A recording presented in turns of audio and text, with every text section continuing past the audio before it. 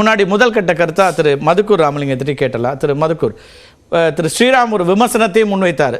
ஆளுங்கட்சி கூட்டணியில் இருந்தாலும் சமூக நீதி மண்ணுன்னு சொல்றாங்க, சமூக நீதி ஆட்சின்றாங்க, ஆனா கூட்டணியில் இருக்கிற மார்க்சிஸ்ட் தான் இந்த பட்டியல்லாம் சொல்லியிருக்கு அப்படிங்கிற ஒரு கருத்தையும் சொல்லியிருந்தாரு. அதை கடந்து இந்த தேசிய அளவில் இப்படியான ஒரு கூட்டணி அப்படிங்கிறது சாத்தியமா, இவ்வளவு முரண்கள் இங்கேயே இருக்கேன்னு சுட்டி காட்டுறாரு அவர். இல்லை, விழுப்புரத்தில் ஒன்றும் ஆர்எஸ்எஸ் போல ரகசிய மாநாடு எதையும் மார்க்சிஸ்ட் கம்யூனிஸ்ட் கட்சி நடத்தவில்லை. தமிழ்நாட்டில் இன்னமும் கூட தீண்டாமை கொடுமை இருக்கிறது என்பது உண்மை. அது ஏதோ 2 ஆண்டு திமுக ஆட்சி வந்த உடனேயே எல்லாம் அவர் ரொம்ப விவரமா, எவ்வளவு விவரமா இருக்கார் பாருங்க. நீங்க யார் வழக்கு போட்டாலும் அந்த கேள்விக்கு பதிலே சொல்லல. ஆனா இவங்களுடைய என்ன தெரியுமா, பிற்படுத்தப்பட்ட மக்களுக்கும் பட்டியலின மக்களுக்கும் இடையிலே பகை மூட்டிவிட்டு அந்த நெருப்பில குளிர்காய வேண்டும் என்கிற சனாதனத்தின் குரல் தான் ஸ்ரீராமினுடைய குரல். இதே தமிழக முதல்வரும் கேரள முதல்வரும் வைக்கத்தில் போய் நின்று வைக்கத்தினுடைய 100வது ஆண்டு விழாவில் பங்கேற்றாங்க. இதே குமரி மண்ணில் நின்று கொண்டு தோள்சேலை போராட்டத்தினுடைய 200வது ஆண்டுல 2 முதலமைச்சர்களும் பங்கேற்றாங்க. இந்த பிரச்சனைகள் குறித்து பாஜகவினுடைய நிலைப்பாடு என்ன? ரெண்டாவது, நீங்க கூட கேட்டீங்க, இது யாருக்கு எதிரான? நேற்றைக்கு தமிழன் பிரசன்னா, தம்பி பிரசன்னாவை போலவே நானும் முதலமைச்சருடைய பேச்சை நேரடியாக கேட்டேன். போர் பிரகடனம் என்பது ஆளுநருக்கு எதிராக, பாஜகவுக்கு எதிராக என்பதை விட மதவெறிக்கு எதிரான ஒரு போர் பிரகடனம். வர இருக்கிற 2024 தேர்தலில் மதச்சார்பின்மைக்கும் மதவெறிக்கும் எதிரான ஒரு போராட்டம். இதுல ஆளுநர் தனி கிடையாதுங்க, அவர் பாஜகவினுடைய ஒரு ஏஜென்ட். நீங்க இப்ப நண்பர் சொன்னார் இல்லையா, ஆர்எஸ்எஸ் குரலிலே தான் நீங்க பேசுகிறார். நீங்க சொன்ன இந்த தெலுங்கானா மாநிலம் உருவான நாளிலே இவர் பேசுகிறார். மாநிலங்களுக்கு என்று தனித்த பண்பாடு இல்லை, அடையாளம் இல்லை என்று பேசுகிறாரே, இது உண்மையா? மொழிவழி மாநிலம் என்பதற்காக விடுதலை போராட்ட காலத்தில் எவ்வளவு பெரிய போராட்டம். தமிழனுக்கு ஒரு அக்னீஸ்வரன் எளிதாக கடந்து போறாரு, திராவிடத்தை சொல்றாரு, அது பிரச்சனை கிடையாதான். இவருக்கு எடப்பாடி தான் பிரச்சனையா? இப்ப உங்க கட்சி திராவிடன்னு வச்சிருக்கீங்க, அதையே அவர் மறுக்கிறார் ஒரு ஆளுநர். என்றைக்காவது ஆளுநர் மாளிகை அதிமுக முற்றுகையிட்டு இருக்கா? திராவிடத்தை பேசுறதுக்கு நீங்க சொல்றீங்க இப்ப சிந்துச்சமொழி நாகரிகம், அதை தொடர்ச்சியாக நம்முடைய வைகை நதி நாகரிகம், பொருளை நதி நாகரிகம்னு அதை அடிப்படையை மறுக்கிறாரு. அதே ஆளுநர் இந்த துணைவேந்தர்களை கூட்டி வச்சு என்ன பேசுறாரு? ஏன் மோடி இப்ப வெளிநாடுகளுக்கு போலையா? நம்முடைய பிரதமர் மோடி ஆஸ்திரேலியாவுக்கு அதானியை கூட்டு போலையா? அங்க உள்ள சுரங்கங்களை வாங்கி கொடுக்கலையா? இலங்கையில் இருக்கக்கூடிய மின் திட்டத்தை அதானிக்கு கொடுங்கன்னு சொல்லலையா? அதெல்லாம் நாட்டுக்கான முதலீட்டை ஈர்க்கவா நம்முடைய பிரதமர் போனார்? ஒரு கார்பரேட் முதலாளிக்கான முதலீட்டுக்கான முகவராக அல்லவா இருக்கக்கூடிய ஒரு கார்பரேட் சார். ஏதாவது கார்பரேட்டுக்கு முதலீடு வரும், வேற எங்க முதலீடு வர்றது எங்க போகும்? இங்க இருக்கக்கூடிய நிறுவனங்களுக்கு தான் வர முடியும்.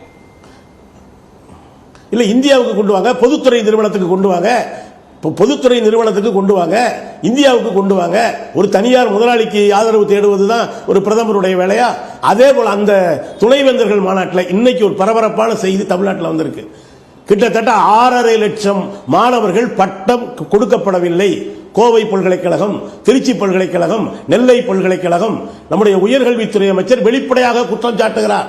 இந்த 6.5 லட்சம் மாணவர்களுக்கு பட்டம் தரப்படாததற்கு ஆளுநர் தான் காரணம். ஒன்றிய அமைச்சர்கள் வந்தா தான் பட்டமளிப்பு விழா நடத்தணும்னு சொல்றாரு. துணைவேந்தர்கள் என்ன சொல்றாங்க? நான் ஆளுநர் மாளிகை வேந்தர். நான் என்ன சொல்றேன்னா, தமிழக சட்டப்பேரவை ஏற்கனவே ஒரு தீர்மானம் நிறைவேற்றி இருக்கு, துணைவேந்தர்களை நியமிக்கக்கூடிய அதிகாரம் மாநில அரசுக்குத்தான் உண்டு என்று. கேரளா அது போல நிறைவேற்றி இருக்கு. சில மாநிலங்களில் அந்த நடைமுறை இருக்கு. முதல்ல உயர்கல்வி நிலையங்களிலே வேந்தருடைய பிடியிலே இருந்து ஆளுநர் என்கிற ஒரு நியமன பொறுப்பை பயன்படுத்தி கொண்டு தமிழகத்தினுடைய உயர்கல்வியை சீர்குலைக்க ஆளுநர் முயல்கிறார் என்று நான் குற்றம் சாட்டுகிறேன். இல்ல, அதுலதான் என்ன இல்ல, அவங்க தரப்புல ஆளுநரை ஆதரிக்கக்கூடியவர்கள் சொல்லக்கூடிய 2 கருத்துக்கள் அதுல ஒண்ணு வருது. என்னன்னா, ஒண்ணு, இங்க இருக்கக்கூடிய அரசியல் கட்சிகள் அல்லது அரசு விரும்புகிற அதே மொழியில, அதே கருத்துல, அதே சித்தாந்தத்தை வெளிப்படுத்தணும்னு அவருக்கு எந்த அவசியமும் இல்லை. அவர் தான் விரும்பக்கூடிய, அவர் தான் நம்பக்கூடிய விஷயத்தை பேசுறாரு அப்படின்றாங்க. எந்த நிகழ்ச்சிக்கு போறாரோ அந்த நிகழ்ச்சிக்கு தொடர்புடைய விஷயங்களே பேச வேண்டிய இடத்துல இருக்காரு. தன்னுடைய கருத்தை அவர் பதிவு பண்றாரு. அதையே நீங்க ஒரு கட்சியோடு முடிச்சு போடுறீங்க அப்படின்னு ஒரு கேள்வி. ஒரே ஒரு விஷயம், துணைவேந்தர் மாநாட்டில் இந்தியாவில் ஆண் கடவுள் பெண் கடவுள் எல்லாம் ஒரே கடவுள் சொல்றாரு. இவர் பிறந்த பீகாரிலே தான் புத்த மதம் பிறந்தது, இவர் பிறந்த பீகாரிலே தான் சமண மதம் பிறந்தது. பீகார் என்பதே புத்த பீகார் என்பதிலிருந்து தான் வந்தது. இந்த நாட்டினுடைய பண்பை துவத்தை நீங்க எதுக்குறீங்க? நீங்க மாநிலங்கள், மொழிவழி மாநிலங்கள் கூடாது என்பது ஜனபாத அமைப்புகள் என்ற கருத்தை முன்வைத்தவர் கோல்வால்கார். தீனதயாள் உபாத்தியாயா இவர் வந்து RSS கருத்தை பேசுவதில் நமக்கு ஒன்றும் எந்த ஆட்சேபனையும் இல்லை. கமலாலயத்தில் உட்கார்ந்து கொண்டு பேசட்டும். ஆனா இந்த மாநிலம் எதற்கெல்லாம் போராடியதோ, இந்தி மொழி திணிப்புக்கு எதிராக போராடியது. இவர் வந்து நேற்று என்ன பேசியிருக்கார், புதிய கல்விக் கொள்கை நீங்க சொன்னது போல திடீர்னு மத்திய அரசினுடைய ஒரு பிரதிநிதியா இருக்காரு. அப்ப NEP பத்தி அவர் சொல்லக்கூடாதுன்னு நம்ம எதிர்பார்க்க முடியுமா? ஆளுநர் மத்திய குடியரசுத் தலைவரால் நியமிக்கப்படுறாரு. மத்திய அரசினுடைய நேரடியான உள்துறை அமைச்சர்கிட்ட நேரடியான தொடர்பில் இருக்கக்கூடியவர், இங்க இருக்கக்கூடிய ரிப்போர்ட்ஸை கொடுக்க வேண்டிய இடத்துல இருக்கிறவர். அப்ப அது தேசிய கல்விக் கொள்கைன்னு ஒரு விஷயத்தை அவர் முன்வைக்கிறாரு. நான் என்ன கேட்கிறேன்னா, இங்கிருந்து பிரச்சனை கூட கேட்கிறேன், இந்த துணைவேந்தர்கள் மாநாட்டில் இப்ப கல்வியாளர்களுக்கே ஒரு சங்கடமா இருக்கு, போகணுமா வேண்டாமா? இப்ப அதுல அரசாங்கம் ஒரு ஸ்ட்ராங்கா ஒரு நிலைப்பாட்டை எடுக்க முடியல அப்படின்னா? இல்ல, ஏற்கனவே அண்ணா பல்கலைக்கழகத்தில் அன்றைக்கு இருந்த ஆளுநர் சூரப்பா என்பவர், அன்றைக்கு இருந்த அதிமுக நான் சொல்றேன், சூரப்பா என்பவரை கொண்டு வந்து மாநில அரசுக்கே தெரியாமல் நியமித்தது. அவர் என்ன தெரியுமா செஞ்சாரு, இங்க தமிழ்நாட்டுக்கு இந்த அண்ணா பல்கலைக்கழகம் தேவையில்லை, இது தமிழக அரசு கொஞ்சம் நிதி கொடுக்குது, இதை ஒன்றிய அரசை எடுத்துக்கொள்ளலாம் என்று சூரப்பா சொன்னார். அன்றைய உயர்கல்வித்துறை அமைச்சர் பழனியப்பன் இதை எதிர்த்து அறிக்கை விட்டார். நான் என்ன கேட்கிறேன்னா, தமிழ்நாட்டு சொத்தை எடுத்து யாருக்கோ கொடுப்பதற்கு உங்களுக்கு என்ன அதிகாரம் இருக்கிறது? நீங்க ஆளுநராக இருப்பதால வேந்தரா இருக்கீங்களே தவிர, நான் என்ன சொல்றேன்னா, முதல்ல இந்த வேந்தர் என்கிற பதவியை ஒழிக்கப்படணும். பல்கலைக்கழகங்கள் மாநில அரசினுடைய முழு கட்டுப்பாட்டில் இருக்கணும். கல்வி என்பது இன்னமும் ஒத்திசைவு பட்டியலில் தான் இருக்கிறது, ஒன்றிய பட்டியலுக்கு போய்விடவில்லை. இப்ப கடைசியா அவர் சொன்னார் இல்லையா, நீங்க இன்னைக்கு கோயில்களில் வர்ற பிரச்சனைக்கெல்லாம் காரணம் இவர்களுடைய சனாதன கருத்தியல், மனுஸ்மிருதியை இவர்கள், அதுதான் இவ்வளவு பிரச்சனைக்கு காரணம். உழைக்கிற மக்களை பிரிக்கிறார்கள். அதுதான் கர்நாடகத்தில் பண்ணாங்க. 2024 தேர்தல் குறித்து நம்முடைய முதல்வர் சொல்லி இருப்பது என்பது ஒரு மதச்சார்பின்மைக்கான போர்க்களத்துக்கான இதே 2019 அவர் ஒரு அறைகூவல் விடுத்தாரு. இன்னும் சொல்ல போனா பிரதமர் வேட்பாளரையும் முன்னிறுத்தினார். தமிழ்நாட்டில் அது பெருமளவுக்கு ஏற்றுக்கொள்ளப்பட்டது. சிக்கல் என்னன்னா, இந்திய அளவில் வெற்றி பெறணும், இந்திய அளவில் எண்ணிக்கை வேணும், இந்திய அளவில் இந்த ஒற்றுமை வருமாங்கிறது தான் இப்ப இருக்கக்கூடிய பெரிய சவால், பெரிய கேள்வி. இல்ல சார், பிரதமர் யாருங்கிறது ஸ்ரீராமோ அல்லது இவங்களோ முடிவு பண்ண முடியாது. ஏன்னா பாஜக என்பது அடிப்படையில் திமுக போலவோ மார்க்சிஸ்ட் கட்சி போலவோ ஒரு அரசியல் கட்சியே அல்ல, அது RSS அரசியல் முகம். அவர்கள் தான் யார் பிரதமர் என்பதை முன்னால வந்து வாஜ்பாய் தீர்மானித்தது அவங்க தான். இப்போது மோடியை போன தேர்தல் இடையில கூட மாற்ற மாட்டாங்கிறதுக்கு எந்த உத்தரவாதமும் இல்லை. அதனால தான் சொல்றோம், இன்னைக்கு நாடாளுமன்ற கட்டிட திறப்பு விழாவை ஒரு குடியரசுத் தலைவரை புறக்கணித்து விட்டு உள்ளே இருக்கிற ஓவியங்கள் குறித்தெல்லாம் தோழர் வெங்கடேசன் சொல்லி இருக்கிறாரு. உள்ளுக்குள்ள வந்து சாணக்கியர் படத்தை வச்சிருக்காங்க. அதே போல அவங்க வச்சிருக்கிற ஒரு மேப் சம்பந்தமா பல்வேறு அண்டை நாடுகள் அவங்க இந்துத்துவ ஐடியாலஜியை வெளிப்படையா சொல்லி வாக்குகளை கேட்கிறாங்க. வந்த பிறகு ஐடியாலஜிக்கலா அவங்க சொன்ன விஷயங்களை சில விஷயத்தை எடுத்திருக்காங்க, நடைமுறைப்படுத்தி இருக்கிறாங்க.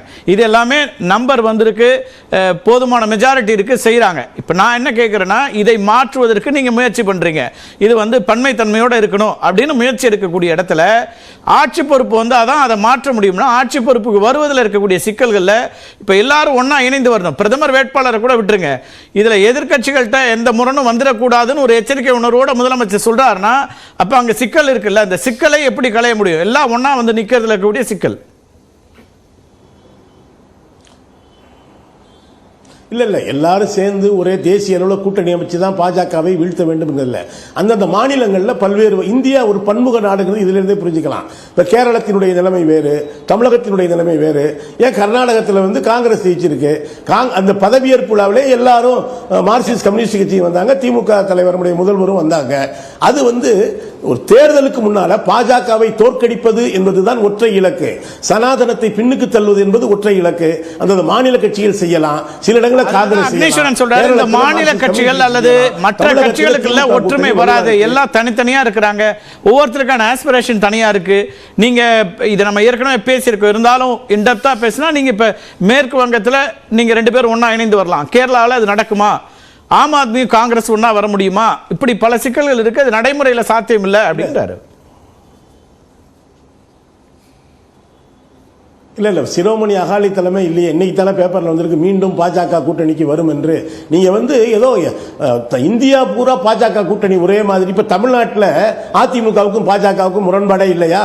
இதே அண்ணாமலை வந்து நான் அதிமுக கூட்டணி இருந்தால் மாநில எங்களுக்குள்ள ஏன் முரண் வந்தா நீங்க உடனே அடிமைன்றீங்க அல்லது கேள்வி எழுப்பினா அதுக்குள்ள பிரச்சனை வருதுன்னு சொல்றீங்கன்றாரு. முரண் இருக்கு, ஆனா கூட்டணி நல்லா இருக்கு, ஸ்ட்ராங்கா இருக்குங்கிறாரு.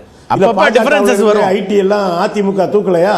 சரி, இல்ல அதிமுகவுக்கு என்ன பயம் இருக்குன்னா, சிறுபான்மை மக்கள் பாஜகவை நம்ம முழுமையா அவங்க பின்னாலன்னா இங்க தமிழ்நாட்டில் சிறுபான்மை மக்கள் பட்டியலின மக்கள் வாக்களிக்க மாட்டாங்க, வர முடியும்ன்றீங்க. பாஜக கூட்டணி ஒரு முரண்பாடுகளுடைய மூட்டை தான். அது ஒன்றுபட்ட ஒரே கூட்டணி கிடையாது. தேர்தலுக்கு பின்னால ஒரு மதச்சார்பற்ற அரசு மத்தியில் அமையும். ரைட், பேசலாம் சார். முதல் கட்ட கருத்தை எடுத்துக்கிறேன். எஸ்பிஎல், இந்த லார்ஜர் பிக்சர்ல இது எவ்வளவு தூரம் சாத்தியங்கள் இருக்கு? எதுவுமே சாத்தியப்படாதுன்னு சொல்ல முடியாது, காலம் இருக்கிறது. இப்போ ஒரு முயற்சி நிதிஷ்குமார் எடுக்கிறாரு. முதல்ல எந்த விதமான சிக்னலும் இல்லாமல் இருந்த மம்தா பானர்ஜி இன்னைக்கு வித் கண்டிஷன்ஸ்னாலும் கூட்டணிக்கு தயார்ன்றாங்க.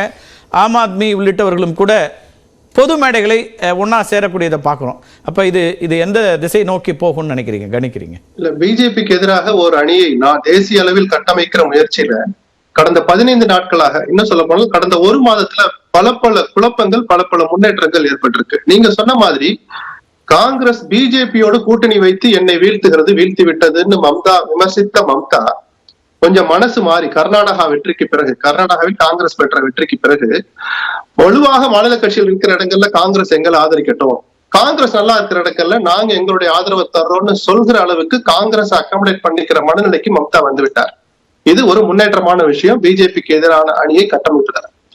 மதச்சார்பற்ற என்கிற வார்த்தையை தன் கட்சியின் பெயர்லயே வைத்திருக்கிற தேவகவுடாவுடைய கடந்த 15 நாள் நடவடிக்கைகளை பார்த்தா தலையே சுத்தம். அந்த பெயரை வச்சுக்கிட்டு மதவாத சக்தி என்று விமர்சனத்துக்கு உள்ளாயிருக்கிற பிஜேபியோடு நட்பு பாராட்டுவது போல சில காரியங்களை அவர் செய்கிறார். ஒட்டுமொத்த எதிர்கட்சிகளும் நாடாளுமன்ற புது கட்டட திறப்பு விழாவை புறக்கணிக்கிற போது அது மக்கள் படம் என்கிற நியாயமான காரணத்தை சொல்லி அந்த விழாவில் தேவகவுடா கலந்து கொண்டார். நிதிஷ்குமார் கூட்டுகிற கூட்டத்தில் அவர் கலந்து கொள்வாரோ மாட்டாரோ என்கிற சந்தேகம் இருக்கிற போது சில தர்ம சங்கங்களை தவிர்ப்பதற்காக நிதிஷுக்கு பதிலாக பரூக் அப்துல்லா போய் பேசுகிறார். அந்த நிமிடம் கூட அவர் பிடி கொடுக்க மறுக்கிறார்.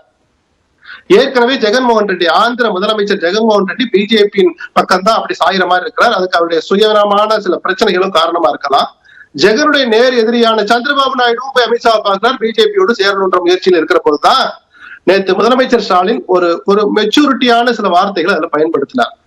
ஏன்னா எதிர்கட்சிகள் ஓரணியில திரளணும், எதுக்கும் இடமளிச்சிடாதீங்க அப்படின்னு ஒரு போற போக்குல சொல்லாம அகில இந்திய தலைவர்கள் தொடங்கி மாநில தலைவர்கள் முதலமைச்சர் வரை இந்த இதுக்கு இரையாயிடாதீங்க அப்படின்னு அந்த பதவிகளை குறிப்பிட்டு சொன்னது மம்தா பானர்ஜியில தொடங்கி தேவகவுடா வரைக்கும் தான் நான் பாக்குறேன்.